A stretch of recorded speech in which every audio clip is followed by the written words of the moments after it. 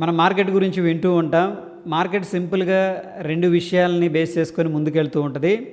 ఒకటేమో డిమాండు, ఇంకొకటి వచ్చేసరికి సప్లై. ఇంకెంతకు మించి మార్కెట్లో ఏం లేదు. బట్ దీంట్లో లాయర్లు, డాక్టర్లు, పెద్ద పెద్ద సైంటిస్టులు, ఐఏఎస్లు, ఐపీఎస్లు, సీఎం, పిఎం అంటే యాజ్ ఎ రిటైలర్గా ఉన్నప్పుడు అందరూ స్ట్రగుల్ అవుతున్నమాట వాస్తవమే. వాళ్ళ మేధాశక్తి అనేది ఇందులో నిజంగా అంత పనిచేయదనమాట. అన్లెస్ అంటిల్ ఏంటంటే వాళ్ళు ఎక్స్పర్ట్ అయితే కానీ. సో ఎంత ఎక్స్పర్ట్ అయినా కొన్ని లిమిటేషన్స్ అయితే ఆబ్వియస్గా ఉంటాయి. ఆ లిమిటేషన్స్ గురించి మాట్లాడుకుందాం. దాన్ని ఎలా ఓవర్కమ్ చేయొచ్చు టెక్నికల్గా అనేది కూడా మనం చూద్దాం. సో ఇక్కడ ఒక ఎగ్జాంపుల్ అనేది చెప్తున్నాను చూడండి. మనం మార్కెట్కి వెళ్ళాం ఫ్రెండ్స్. ఓకే, ఏదో కూరగాయలు తీసుకోవడానికి వెళ్ళాం. ఒక అమ్మేవాళ్ళు 200-300 మంది కూర్చొని ఉన్నారు. మనం ఏంటంటే బార్గెన్ ఈజీగా చేయగలం. మనకి 100 రూపాయలు చెప్పారు టమాటా అనేది, అక్కడ నచ్చకపోతే ఇంకో చోటుకి వెళ్తాం. ఎక్కడ తక్కువ వస్తే అక్కడ తీసుకుంటే, ఎక్కడ మంచి క్వాలిటీ అనిపిస్తే అక్కడికి వెళ్తాం. ఇది హ్యూమన్ నైజం అనమాట. ఎవరైనా అంతే, దాంట్లో తప్పేం లేదు. అయితే బట్ ఇక్కడ మార్కెట్లో ఏంటంటే ఒక స్టాక్కి డిమాండ్ అనేది క్రియేట్ చేయాలి. అది ఎలా క్రియేట్ చేయగలరు అంటే, ఆ స్టాక్స్ అన్నీ ఒకళ్ళ దగ్గర ఉన్నప్పుడు మాత్రమే డిమాండ్ క్రియేట్ అయ్యింది, ఒకళ్ళ దగ్గర ఉన్నప్పుడు మాత్రమే సప్లై అనేది క్రియేట్ చేయగలరు అనమాట. దాన్నే ఇన్స్టిట్యూషనల్ ప్లే అంటారు, సింపుల్గా చెప్తున్నాను అనమాట. ఫర్ ఎగ్జాంపుల్ ఇప్పుడు మార్కెట్కి వెళ్ళాం కదా, అక్కడ డిమాండ్ క్రియేట్ అవ్వట్లేదు. ఎందుకంటే ఇంతమంది సప్లయర్స్ ఉన్నారు, అందరి చేతుల్లో వెజిటబుల్స్ అనేవి ఉన్నాయి. బట్ ఒక్కళ్ళే ఉన్నారనుకోండి అక్కడ మోనోపోలీ, అతను చెప్పినట్టు మనం తీసుకోవాల్సింది, ఇంకా ఆప్షన్ లేదు. అట్లాగేంటంటే మార్కెట్లో కూడా మంచి కంపెనీకి రేటు క్రియేట్ చేయగలరు, మంచి కంపెనీకి రేటు తీసేయగల ఎబిలిటీ అనేది మనీకి ఉందన్నమాట. మనీకి ఉంది, ఓకే, నాట్ మ్యాన్. ఓకే, అయితే ఇక్కడ దాన్ని మనం ఏమంటామంటే అక్యుములేషన్, డిస్ట్రిబ్యూషన్ అంటాం.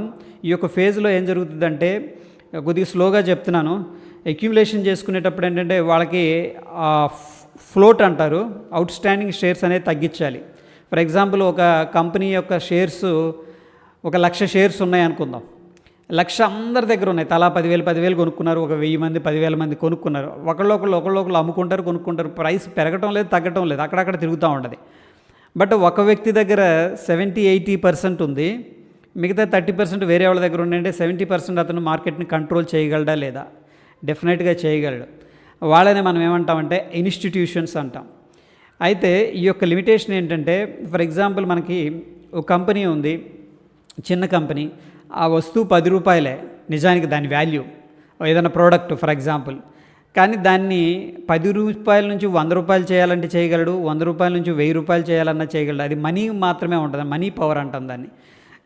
అదేవిధంగా ఇక్కడ మనం చూసుకున్నట్టే ఒక కంపెనీ నిజంగానే 1000 రూపాయలు వర్తుందనమాట ఆ ప్రోడక్ట్ అనేది. దానికి కావాలనుకుంటే మార్కెట్లో 10 రూపాయలకు కూడా తీసుకురాగలడు. దట్ ఈజ్ కాల్డ్ ఏంటంటే మనీ పవర్.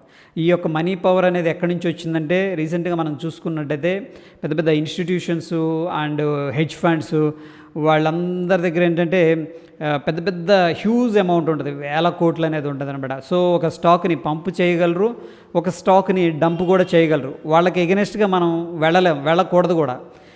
ఫర్ ఎగ్జాంపుల్ ఇప్పుడు టాటా మోటార్స్ మంచి కంపెనీయే. మొన్న ఒక మిత్రుడు మాట్లాడుతూ ఇట్లాగే నేను టాటా మోటార్స్ని 150 దగ్గర ఎగ్జిట్ అయిపోయాను, ఓకే, దాని తర్వాత 60కి వచ్చింది, మంచి పని చేశాను అనుకున్నాను, ఇప్పుడు చూస్తేమో 600 ఉంది. అంటే 150 దగ్గర ఎక్కడో ఎగ్జిట్ అయ్యాడు అంట, ఇప్పుడు 600 ఉంది అన్నాడు. సో ఎందుకు ఎగ్జిట్ అయ్యావు ఏంది అంటే, వాళ్ళు ఆ విధంగా ఒక ఇంటెన్సివ్గా సెల్లింగ్ అండ్ ఇంటెన్సివ్గా బయింగ్ అనేది చేస్తారు. ఎక్కడంటే పీక్స్ దగ్గర. ఓకే, ఫర్ ఎగ్జాంపుల్ మనం హోల్డ్ చేస్తున్నాం, వాళ్ళకి కావాల్సింది ఏంటంటే అందరి దగ్గర నుంచి స్టాక్స్ అనేది అమ్మేయాలి, తక్కువ ధరలో అమ్మేయాలి. దానికోసం ఏం చేస్తారంటే సెల్లింగ్ చేస్తూ ఉంటారన్నమాట. వాళ్ళ దగ్గర ఎక్కువ క్వాంటిటీ, ఎక్కువ పవర్ ఉంటుంది కాబట్టి మనీ పవరు కావాలని ఇంటెన్షన్గా ఒక స్టాక్ని ఏంటంటే కిందకి తీసుకెళ్తారు, చాలా కిందకి. అంటే మనం ఎక్స్పెక్ట్ కూడా చేయం. మనం కొన్న తర్వాత ఆల్రెడీ డిస్కౌంట్ అయింది 20-30%, 40% అనుకుంటే అక్కడి నుంచి కూడా ఈవెన్ 30-40%, 50% డిస్కౌంట్ అయ్యే విధంగా చేయగలిగిన ఎబిలిటీ అనేది మనీ పవర్కి ఉంటుంది. అయితే అక్కడ దాన్నే మనం సెల్లింగ్ క్లైమాక్స్ అంటాం అనమాట. ఒక రకంగా చెప్పాలి అంటే, ఒక యాపిల్ చెట్టు ఉంది, దాని నిండా కాయలు ఉన్నాయి. దాన్ని ఇలా షేక్ చేసామనుకోండి, ఏమవుతుందంటే దానికి ఉన్న కాయలన్నీ రాలిపోతాయి. ఇంకెక్కడన్నా 1-2 మిగిలిపోయిన ఇంకొంచెం గట్టిగా షేక్ చేస్తే అవి కూడా పడిపోతాయి అనమాట. ఆ విధంగా ఈ యొక్క ఎమోషన్స్ ఉంటాయి మనుషులకి, హ్యూమన్స్కి. అందుకని వాళ్ళ యొక్క పోర్ట్ఫోలియోతో ఏంటంటే షేక్ చేస్తుంటారు. ఇదేంటి ఈ టాటా మోటార్స్ 60 రూపాయలు 50 రూపాయలకి రావటం ఏంటి, 100 రూపాయలు రావటం ఏంటి అని చెప్పేసి భయపడిపోతారు. అంటే ఆ కంపెనీలో నిజంగా ఏం జరుగుతుందని మనకు తెలియదు అనమాట. That is called limitation. ఒకవేళ ఏదన్నా కంపెనీకి మనం ఎలో చేసిన మన ఫ్రెండ్స్ ఎవరైనా నుండి లోపలికి వెళ్తే ఏదో వాళ్ళు కన్స్ట్రక్షన్ చేస్తున్నారు, మ్యానుఫ్యాక్చరింగ్ చేస్తున్నారు, ఇంతవరకే కనిపిస్తుంది. వాళ్ళు నిజంగా ఎంత సేల్ చేస్తున్నారు, ఎంత మ్యానిపులేషన్ చేస్తున్నారు, నిజంగా ఏం జరుగుతుందనేది తెలియదు మనకి. బట్ ఏంటంటే పెద్ద పెద్ద ఇన్స్టిట్యూషన్స్కి వాళ్ళ దగ్గర మంచి మనీ ఉంటుంది, మ్యాన్ పవర్ ఉంటుంది, రిసోర్సెస్ ఉంటాయన్నమాట. అవసరమైతే డైరెక్ట్గా వెళ్తారు, ఓకే. లేకపోతే మనందరికీ తెలిసిందే బ్రైబరీ కూడా చేసేసి లోపలికి వెళ్ళిపోయి, అంటే లోపలికి ఇన్ ద సెన్స్ ఏంటంటే వాళ్ళ బుక్స్ అన్నీ మొత్తం వెరిఫై చేస్తారు అసలు ఏం జరుగుతుంది అని చెప్పేసి. సో ఈ కంపెనీ 1,00,000 కోట్ల వర్త్ కంపెనీ, ఇది ప్రస్తుతం 40,000 కోట్ల దగ్గర ట్రేడ్ అవుతుంది అనుకున్నప్పుడు ఏంటంటే దాంట్లో స్మార్ట్గా ఎంటర్ అవుతారనమాట. బిఫోర్ ఎంటర్ సెల్లింగ్ క్లైమాక్స్ చేస్తారు, ఓకే. సెల్లింగ్ క్లైమాక్స్ అనేది చెప్పా కదా, షేక్ చేస్తారనమాట.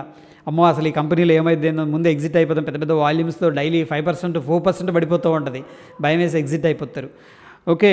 సో ఇంకొక పాయింట్ ఏంటంటే మనకి ఎగ్జిట్ అవ్వకపోతే ఇంకో ప్రాబ్లం, ఎందుకంటే అది మరొక ఎస్ బ్యాంక్ అయిద్దేమో, మరొక పీసీ జ్యువెలర్ అవుతుందేమో, మరొక డిహెచ్ఎల్ అవుతుందేమో అని చెప్పేసి ఒక భయం కూడా ఉంటుంది అనమాట. సో మరొక రిలయన్స్ క్యాపిటల్, ఇవన్నీ కూడా ఏంటంటే ఒకప్పుడు టాప్ కంపెనీస్ ఇవి, ఓకే. మన ఎస్ బ్యాంక్ చూసుకుంటే దగ్గర దగ్గర 400, ఇప్పుడు 10-15 రూపాయలు ఉంది. అలాంటి కంపెనీస్ అనేవి మనకి గుర్తొస్తాయి మళ్ళీ, ఎందుకు వచ్చిన గొడవలే ఇప్పుడు 30-40% లాస్లో ఉన్న, ముందు ఇచ్చేద్దాం అని చెప్పేసి ఎగ్జిట్ అయిపోతుంది. That is called force exit అనమాట.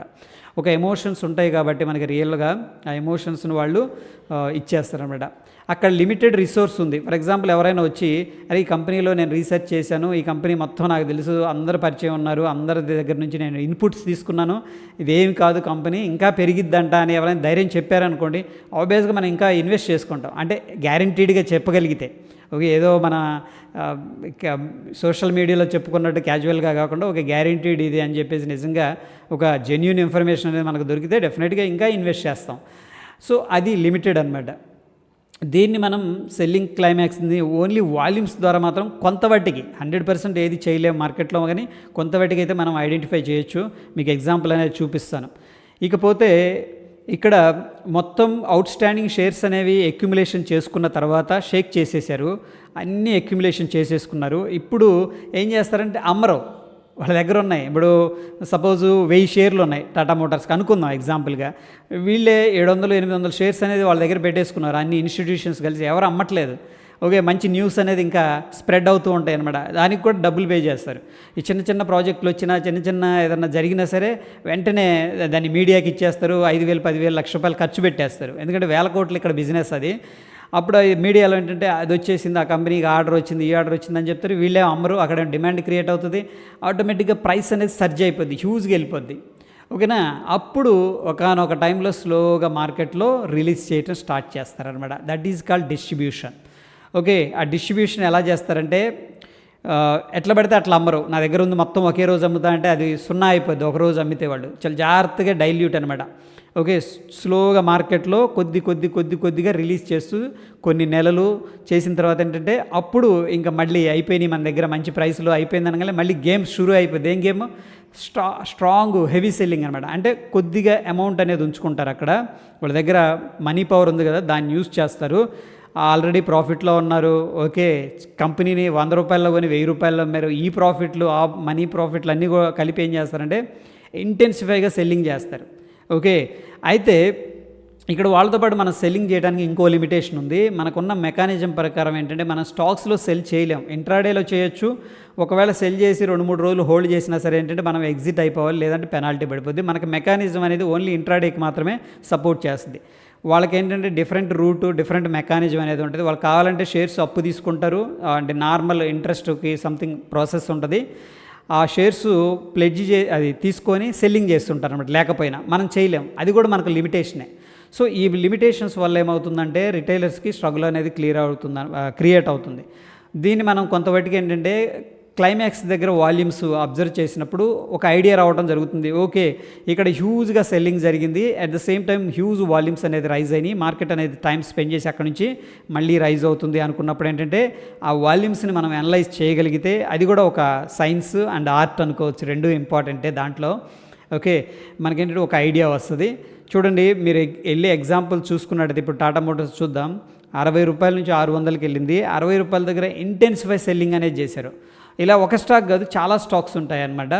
So that is all about ఏంటంటే క్లైమాక్స్ బయ్యింగ్, క్లైమాక్స్ సెల్లింగ్ అనమాట. దీని గురించి మనకు ఒక ఐడియా ఉందనుకోండి, వాట్ టు డూ అనేది తర్వాత సంగతి, వాట్ నాట్ టు డూ అనేది మనకు ఒక ఐడియా ఉంటుంది. సో ప్రస్తుతం ఏంటంటే మనం ఈ యొక్క సెల్లింగ్ క్లైమాక్స్ గురించి డిస్కస్ చేసుకుందాం. ఈ స్టాక్ వచ్చేసరికి దగ్గర దగ్గర మనకి 580, 600 దాకా వెళ్ళింది ఓకే రఫ్గా. అక్కడ నుంచి కూడా డౌన్ ట్రెండ్ ఉంది, strong down trend. And of course down ట్రెండ్లో వాల్యూమ్స్ అనేది రైజ్ అవుతున్నాయి, అంటే సెల్లింగ్ ఫోర్స్ అనేది ఎక్కువైపోయింది. నా వాల్యూమ్స్ అనేది ఫోకస్ చేయండి. చూడండి పెద్ద పెద్ద వాల్యూమ్స్ స్టార్ట్ అవుతున్నాయి స్లోగా. Okay, that is there. చూడండి వాల్యూమ్స్ మాత్రమే చూడండి ఎంత లో ప్రైస్లో ఉంది. జనరల్గా ఏంటంటే ఎంత లో ప్రైస్లో వాల్యూమ్స్ ఏంటి అని చెప్పేసి మనకు డౌట్ వస్తుంది. హై ప్రైస్లో వాల్యూమ్స్ అంటే దట్స్ ఓకే. చూడండి లో ప్రైస్లో మనకి ఏంటంటే హ్యూజ్ వాల్యూమ్స్ అనేది రావడం జరిగింది. ఇక్కడ పెద్ద పెద్ద వాల్యూమ్స్ ఇక్కడ. ఓకే, జూలై నెలలో ఎంత పెద్ద వాల్యూమ్స్ అసలు ఎక్కడా లేవు. దీన్ని మనం సింపుల్గా చెప్పాలంటే కూడా కొంతమంది అక్యుములేషన్ కూడా చేసుకున్నారు. ఇక్కడ వాల్యూమ్స్ అనేవి చెప్తున్నాయి. బట్ వాళ్ళు ఏ విధంగా షేక్ చేయాలంటే చేస్తారనేది కూడా మనకి వాల్యూమ్స్ అనేది ఎలా చెప్తాయో చూద్దాం. ఇక్కడ ఇంటెన్సిఫై వాల్యూమ్స్ వస్తాయి అన్నమాట ప్రైస్తో పాటు. ఇంకా అసలు కంపెనీ మనకు ఉంటుందా లేదా అని చెప్పేసి డౌట్ కూడా రావచ్చు ఒక్కొక్కసారి. ఓకే, ఎనీహౌ చూద్దాం. ఇక్కడ చూడండి అక్యుములేషన్ జరుగుతున్నట్టు తెలుస్తుంది, బట్ మళ్ళీ స్టార్ట్ చేస్తున్నారు. చూడండి పెద్ద పెద్ద వాల్యూమ్స్ వస్తున్నాయి ఇక్కడ. హ్యూజ్ ప్రైస్ డాప్ ఎవ్రీడే కూడా. ఈ పెద్ద వాల్యూమ్స్ చూసేసి ఆబ్వియస్గా ఏమనిపిస్తుంది మనకి, ఇంకా ఓకే బెటర్ టు ఎగ్జిట్ అనిపిస్తుంది. చూడండి ఎవ్రీడే డౌన్ సర్క్యూట్ అనుకోవచ్చు. 154 నుంచి 127 స్పాన్ ఆఫ్ వన్ డే. ఇంత పెద్ద పెద్ద క్యాండిల్స్ వచ్చేసరికి ఆబ్వియస్గా that is called shake out అనమాట, క్లైమాక్స్ సెల్లింగ్ అని కూడా అంటాం. ఇక్కడ ఏదైతే మనం చూసామో ఈ వాల్యూమ్స్ అండ్ ఈ యొక్క ప్రైస్ మనం కానీ అబ్జర్వ్ చేస్తే దీన్ని మనం క్లైమాక్స్ సెల్లింగ్ అని చెప్పొచ్చు. ఎందుకంటే హ్యూజ్గా సెల్లింగ్ జరుగుతుంది. అండ్ 64, 65 దగ్గర అయితే మొత్తం కూడా న్యూట్రల్ అయిపోయింది. ఇక్కడ నుంచి వాల్యూమ్స్ అనేది కొద్దిగా అబ్జర్వ్ చేస్తే మనకేంటంటే బయింగ్ వాల్యూమ్స్ అనేది అగ్రెసివ్గా వచ్చినాయి అనమాట ఇక్కడ నుంచి. సో ఈ యొక్క క్లైమాక్స్ అనేది మనకు పార్షియల్గా హెల్ప్ అవుతుంది ఎక్కడ టర్న్ అరౌండ్ అవుతుందని చెప్పేసి. దానికి తోడు ఏంటంటే మనం ఇక్కడ వాల్యూమ్స్ వస్తున్నాయి చూడండి, బట్ ప్రైస్లో ఏం లేదు. ఎవరైనా సెల్ చేసినా ఇక్కడ బయింగ్ చేసుకుంటున్నట్టు మనకు క్లారిటీ అనమాట. ఇక్కడ చూడండి ప్రీవియస్గా ఏమో స్ట్రాంగ్ సెల్లింగ్ జరిగింది విత్ వాల్యూమ్స్, బట్ ఇక్కడ సెల్లింగ్ వాల్యూమ్ వస్తుంది బట్ ఏం లేదు ప్రైస్లో. అంటే ఆపోజిట్ ప్లేయర్ అనే వాళ్ళని స్మాష్ చేస్తున్నారు. ఇక్కడ ఆపోజిట్ ప్లేయర్ ఎవరంటే ఆబ్వియస్గా సెల్లర్ అనమాట. స్ట్రాంగ్ వచ్చాడు, మళ్ళీ ఇక్కడ బయింగ్ అనేది జరిగింది. చాలామంది ఈ యొక్క ప్యానిక్లో ఎగ్జిట్ అయిపోయారు. ఆ టైంలో పెద్ద పెద్ద వాల్యూమ్స్ వస్తున్నాయి, పెద్ద పెద్ద ప్రైస్ ఫ్లక్చువేషన్స్ ఉన్నాయి. కాబట్టి this is called shake out అనొచ్చు, లేకపోతే క్లైమాక్స్ సెల్లింగ్ అని కూడా అనొచ్చు మేడం. దాన్ని ఓన్లీ వాల్యూమ్స్ అనేది కొద్దిగా అబ్జర్వ్ చేస్తేనే మనకు అర్థమవుతుంది. అది ఫ్రెండ్స్ ఈ రోజుకి. ఓకే, మరొక ఎపిసోడ్లో మళ్ళీ కలుసుకుందాం. హోప్ వీడియో ఇన్ఫర్మేటివ్గా అనిపించిందని చెప్పేసి నేను అనుకుంటున్నాను. మీకు హెల్ప్ అయిందంటే డెఫినెట్గా లైక్ చేయండి, షేర్ చేయండి. ధన్యవాదాలు.